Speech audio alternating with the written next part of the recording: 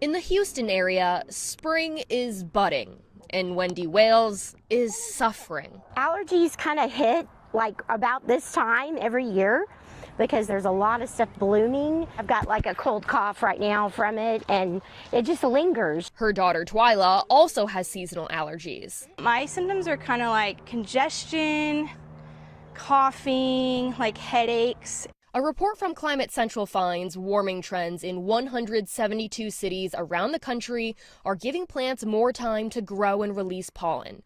And for the 80 million Americans who suffer from seasonal allergies, that means longer allergy seasons. Year after year, we are seeing higher and higher pollen levels. Allergists say leave the pollen at the door. When you get home, change your outfit because pollen and other allergens like to stick to your clothes and shoes. You take your shoes off, you wash your face, you wash your eyes. Keeping your doors and windows closed to keep that pollen out and not let it in can make a huge difference. HEPA filters can catch whatever little pollen comes in those instances.